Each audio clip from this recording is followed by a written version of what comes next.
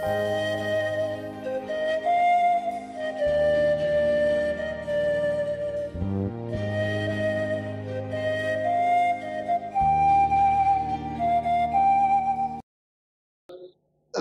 morning I want to talk to you about deception and offense. Deception and offense. And our scripture reading, Matthew 24, verse 10 to 13. Now, who of you can tell me what is Matthew 24 all about? The end time. Exactly. That is what Jesus, our Lord, said about, the end time and the prophecies of the end time. So take note. That is what he said to his disciples and to us about what is to happen in the times that we live now, because we are living in the end times. Matthew 24, verse 10 to 13. Jesus said, and then, that is now in the end time, then many will be offended, will betray one another, and will hate one another. Is that happening all around us? Then many false prophets will rise up and deceive many. And because lawlessness will abound, the love of many will grow cold. But he who endures to the end shall be saved. He who endures to the end shall be saved. Our text verse 10. Matthew 24, verse 10. And then many will be offended, will betray one another, and will hate one another. Now, as we said in Matthew 24, Jesus tells us about the last days and how it will be, and the signs of the times, what will happen. And we also have these signs of the times in prophecies, like Daniel and the Revelation and so forth. So we're living in the last days, or the end times as some refer to it. And there are last day signs that we read about in the Word of God, So Matthew 24, Luke 21, and Mark 13 in the Bible. That is where we read about the very important and main signs of the last days that Jesus himself shared with us.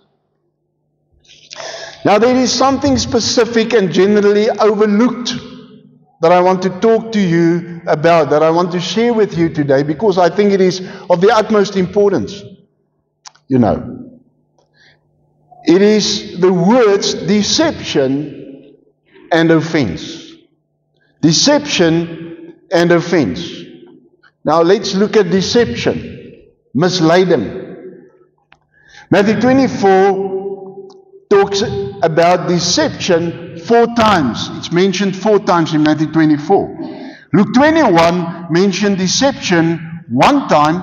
Mark 13 mentioned the word deception 2 times. Now it's very important to take note that this word is mentioned by Jesus, as I said. So what is the meaning of the word deception? Let's look at what the dictionary says.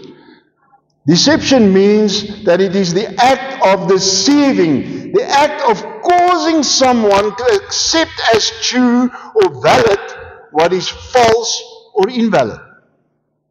Like accepting a false doctrine that is not true. And that is generally what the idea of what we have or what we think deception is. It is, bringing a false doctrine about the Bible, about religion and so forth, which is true. So let's just once again look at Matthew 24 verse 4. All of us know this, And Jesus answered them, take heed that no one deceive you. All right, take heed that no one deceive you. All right? So, deception leads to division. So let us look a little bit at division. You know, deception leads to division. And that is what the devil wants. The devil wants division. You know, the first church started with one church. And actually, we are still one church. The Church of Christ. All right? With one body, with different parts. But if you just think, you know, just in the recent past that we are aware about, how many churches do we have? Because this church does not agree with this doctrine and that one with that doctrine, they start a new church, you know. And actually, what the devil wants is division. Deception leads to division. In our text verse, Matthew 24 verse 10, Jesus also said that many, say with me, many will be offended. So, let's look at the dictionary, the meaning to offend. Om aanstoot te gee, to offend. To offend means to cause a person or group to feel hurt, angry, or upset by something said or done. Let me repeat this. To offend means to cause a person or a group to feel hurt, angry, or upset by something said or done. That is when you offend somebody. Offense, where the word to offend comes from. Offense means a lack of politeness, a failure to show regard for others, wounding the feelings of others. In other words, hurting somebody. A feeling of anger caused by being offended. Alright? The action of attacking the enemy. Alright, if you talk about the action of attacking the enemy, you know, there's a difference between offense and defense. So, you can actually see it in sport as well. With rugby or with soccer, you've got somebody or some of the players, when they are attacked, then they defend. And sometimes when they have the ball, they go over in offense, in attacking. Alright, so it also means attacking an enemy. So a person can be deceived by an offense. Just think about it. Let me say this again and think about it. Somebody can be deceived by an offense. There are some scriptures that has to do with family in this regard. So I want to take it a little bit deeper today. You know, just, we always talk about, you know, being deceived in general, in religion or in church or whatever. But I want to take it a little bit deeper today, to family, you know. We can read about this in Matthew 24 verse 10 to 13. Our scripture reading. Many will be offended, will betray one another, and will hate one another. Even in families. Even in families. Now this deals with being offended. This will lead to division. Remember that Jesus made this statement regarding the last days. The days that we're living in now. And we see and experience it in marriages. We see and experience it in families. And even spiritual families. Like in churches and so on. So let's read Luke 12 verse 51 to 53 in the Amplified. And you will see what I'm talking about. And this is what Jesus said. Do you suppose that I came to grant peace on earth? No, I tell you, but rather division. And the Amplified it says between believers and unbelievers. For from now on, 5 in one household will be divided over me. 3 against 2 and 2 against 3. They will be divided, father against son, and son against father, mother against daughter, and daughter against mother, mother-in-law against daughter-in-law, and daughter-in-law against mother-in-law. Does it sound familiar? There is even going to be family divisions in the last days. The word division in the Greek here also has different meanings. but in particular, the disunion of opinion and conduct, one of the meanings. Let me repeat this. The disunion of opinion and conduct. So disunion and division caused by what your opinion is concerning something. It can also be a division regarding the conduct of people. For example, if I tell you something is wrong, listen, what you're doing is wrong. And you say, no, it is not wrong. Can you see that there is a disunion and division caused by what your opinion is concerning something? So what are the causes, or some of the causes, of family disunion? Well, I want to touch on basically 4 causes responsible for family division or disunion in the days that we are living. And it happens so easily and so naturally that we don't even take note of it. That is why I want to talk about it, because I believe it is something that the devil is using in these last days that we live to do harm to God-ordained relationships in the kingdom, and to even keep people out of the kingdom of God. The last days. Jesus warned us about this. The 4 causes. Let's look at number 1. Becoming a born-again believer. Becoming a born-again believer. When you become a born-again believer, a lot of times there are people in your family who are not saved. So, I'm talking about being born again. Because a lot of us, and that is how I grew up, I was part of a traditional church, but it was a religion. I didn't have a relationship with God. I wasn't born again.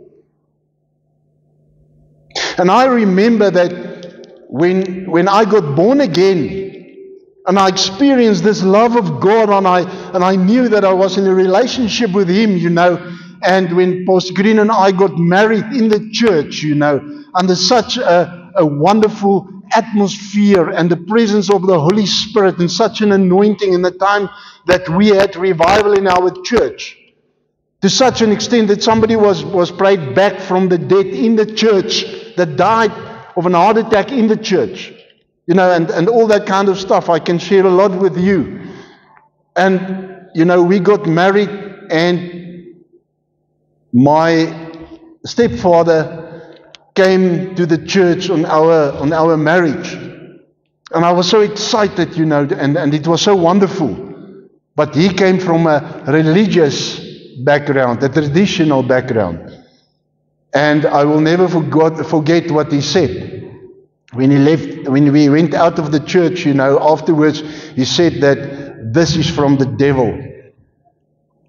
Because he didn't understand relationship. He just understood religion. And I was so disappointed. But you know what? Many years later, I had the privilege to lead him to the Lord. And before he passed away, he did a lot of work for God as a born-again believer. So that's just an example, So becoming a born-again believer, this brings division amongst family members. For instance, a father may say, for example, to the wife, to the mother, you are not taking my children to that church. Things like that. And that is primarily what Christ refers to when He said that He will bring division, as seen in Luke 12 verse 51 that we just read. He did not say that He will cause division. He said that He will bring division. Not because it's His intent to bring division. In 1 Corinthians 14 verse 33, we read that God is not the author of confusion. Alright? Because you believe in Christ and what He did, and others does not. That is what brings the division. Do you understand? So that's the first point, or the first cause responsible for division in the family. Becoming a born-again believer. The second one, doctrinal issues. Doctrinal issues. You know, you can read Romans 12, verse 3 to 8, for example, you know, regarding doctrinal issues and stuff like that. But, you know, let's just mention a few. The gifts of the Holy Spirit, do they exist today in the church or not? Water baptism, you know, is it the sprinkling of infants or the submerging under the water? And if you talk about submerging, some will say you must be submerged 3 times in the name of the Father and the Son and the Holy Spirit. Others say no, only 1 time. You know, and there were churches split regarding only that. Can you believe it? So, what about the Sabbath? Is it on a Saturday or a Sunday? You know, there are a lot of doctrinal issues that may cause divisions in families. We had somebody in our congregation who wanted to dedicate their baby to God. And the father and mother, the grandfather and grandmother said, no, you know, the child must be baptized with sprinkling of water. And I had to go to their house and explain to them what the Bible says. And then, you know, we dedicated the baby in the church. And they were here, and they were part of it. So there are a lot of doctrinal issues that may cause divisions in families. Number 3 cause responsible for family division. Church issues. Oh my word. Church issues. There are a lot of church issues, and I don't even want to talk about them because I can keep you busy for a whole month on all the way, you know. One example is the issue relating money. Oh, you're in that church, you take my children to that church where they talk about money. You know, Pastor Michael is a prosperity preacher, man. Yes, I am. Because prosperity is a biblical word. There are a lot of church issues.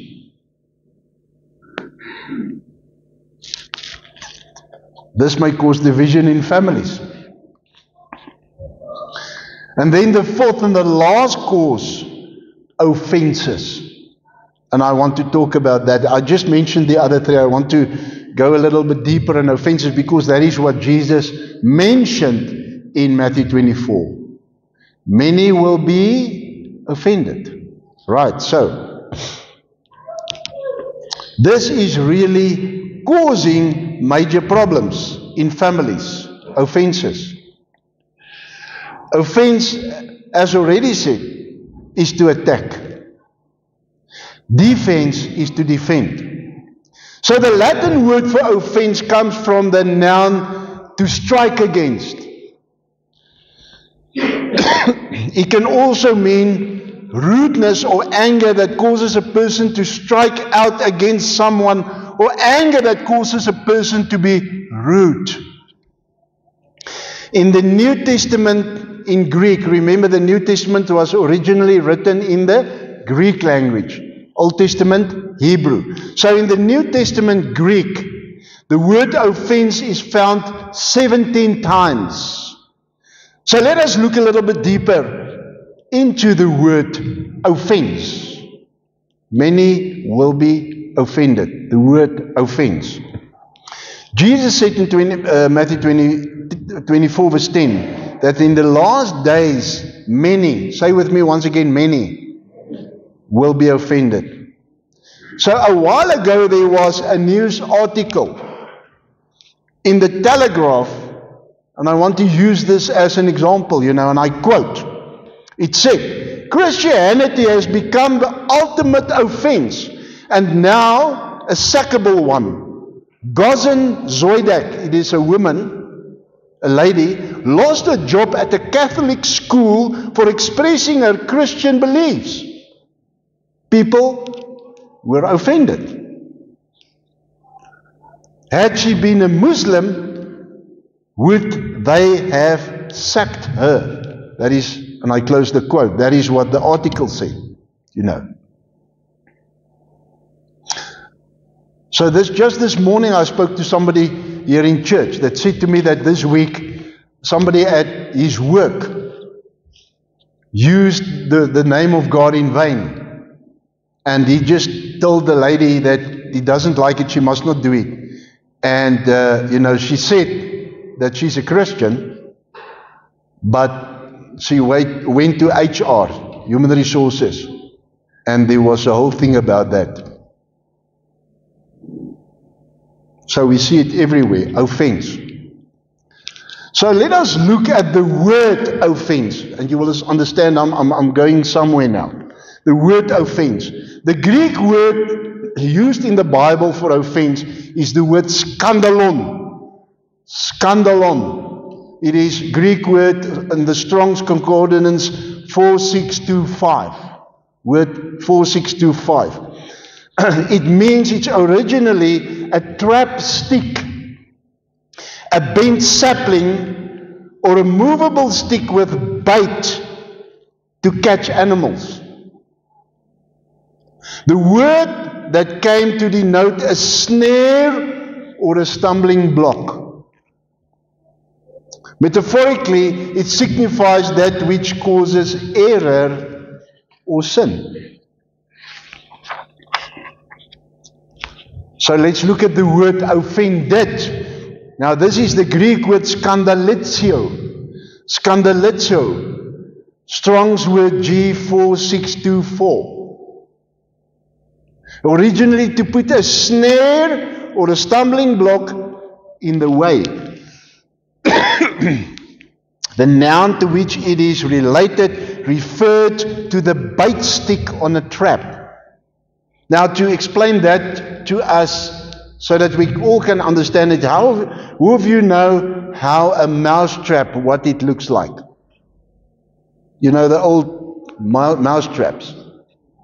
Yeah, exactly. That's right, Suzanne. So where do you put the bait on the mouse trap? Who can tell me?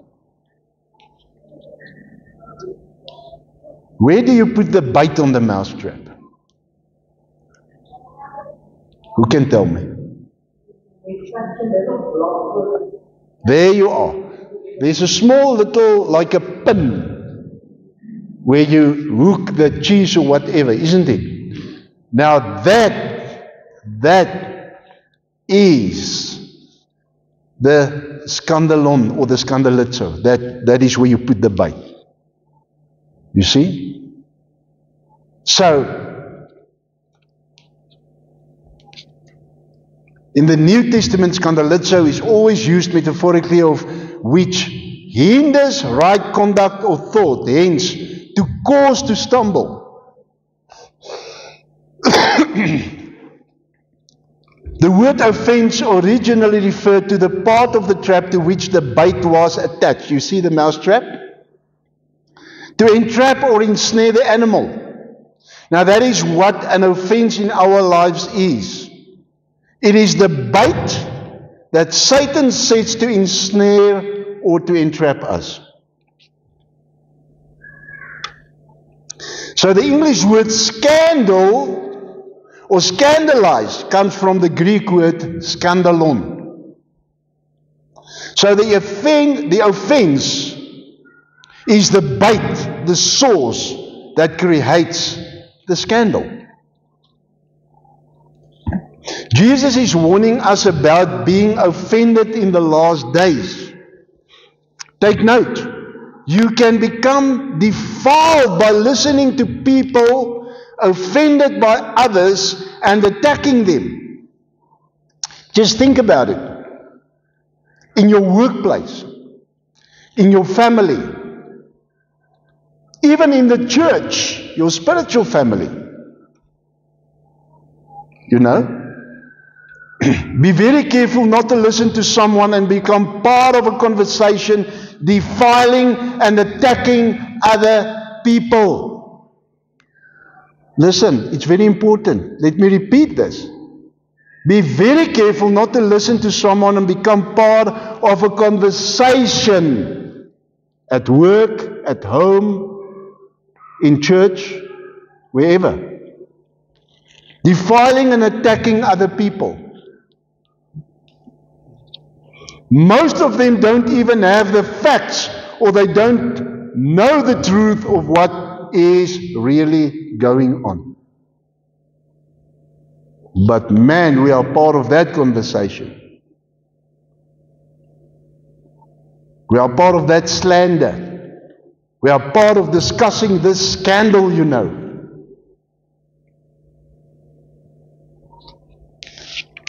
You know, they are just repeating what they heard. Did you hear?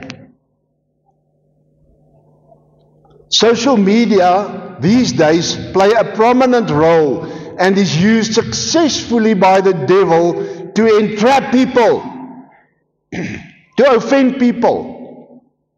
Remember the bait trap? So be very careful not to defile your spirit.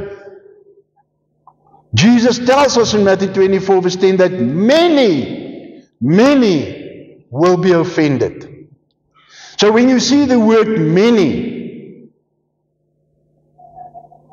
what does it mean? Jesus said many. You know, he used the word many. So pay very careful attention. Jesus said a large group of people will be offended, will be led into a trap or entrapped. Be especially careful not to be a false witness. Proverbs 6 verse 19 states that a false witness who spreads lies is an abomination to God. And this is also true for one who stirs up conflict in the community or conflict in a family.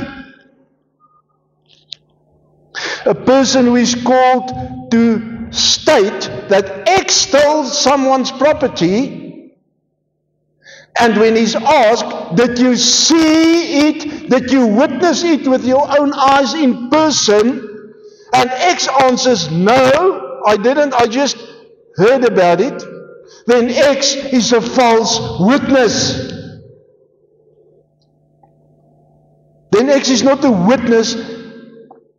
And what X said is based on hearsay. It is based on things that X have heard from another source, but do not definitely know that it is the truth. Be careful. Then you are a discredited witness, 'n ongeloofwaardige getuie, a discredited witness. It means that under normal and fair conditions, well, I don't know whether we have that in our courts in South Africa anymore, but under fair and normal conditions, your testimony cannot stand in court. It cannot be accepted because you are a false witness. You are a discredited witness. So we read in Luke 17 verse 1, then he said to his disciples, that is Jesus, it is impossible that no offenses should come. Offenses will come. But woe to him through whom they come.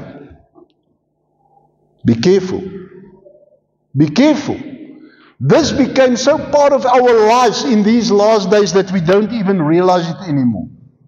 In families, spiritual families, in the workplace. And then we don't understand what's happening to us. Why is it going the way that it is going? Because we judge other people. We just become part of this and this offense. And, we are deceived. You understand? What does God say about judgment? You will be judged the same way that you judge others. What you sow, you shall reap. Be careful. Be careful what you say about other people. Don't be a false witness. Because you're opening doors in your own life, your own finances, your own relationships, your own marriage, your own children. Be careful. Be very, very careful. So I think at this point in time, we're going to go to our groups. So we are back from the discussion. Did it help you? All right. Did it reveal some things to you? I think what I heard in the discussions is, the very important thing is that we didn't realize, we think when Jesus said these things that it is, out there regarding, deception, false religion, stuff like that. But it's under our nose every day. And that is the danger. We don't realize it. We didn't realize it. So, if you spread something about someone because it was reported on the news, social media, or told by somebody else, and it is false, then you are a false witness and a liar. Most of the time, the things that the people like this don't say, what they don't say on social media, or in the news, or to one another. The things that they don't say is more important than what they do say. Offenses create scandals. Scandals create divisions. Divisions create strife. That the spirit of strife opens the door to all evil practices. And that is why I say, now we don't understand what is happening in our lives. What is happening in our finances, what is happening in our relationships, in our marriages, in our children's lives, and so forth. Strife opens the door to all evil practices. Started with this thing that is said, and the devil deceives us, and then we take offense, and it leads to division, it leads to strife. So offenses create divisions and strife. So be careful about this trap. It could keep you and generations to follow out of God's kingdom and out of the church as well. It could destroy your family. When Jesus talks about betrayal, hate, iniquity abounding, and love growing cold in Matthew 24, verse 9 to 13, He also said that those who endure to the end shall be saved. The word endure here means to bear up under weight, to bear up under pressure. So what is then the real pressure here? Being offended, betrayal, hate, iniquity abounding, lawlessness abounding, and love growing cold. Just think about it. So especially divisions in families, including spiritual families, then there's no unity. You must be able to endure to the end to be saved. Say to your neighbor,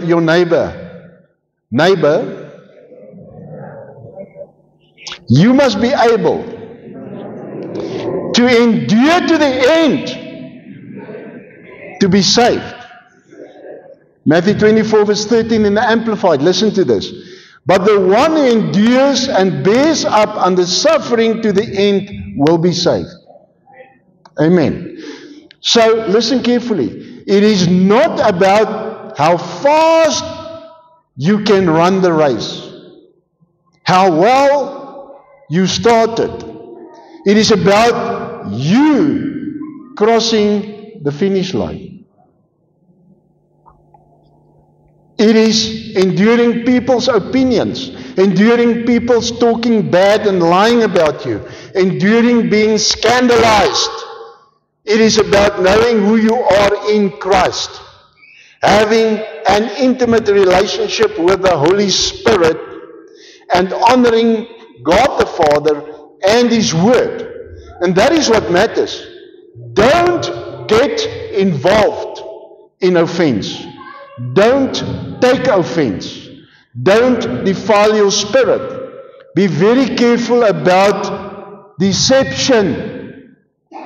These are the things that we are warned against in the Word of God by Jesus Christ regarding the last days. It's happening under our noses. Be careful.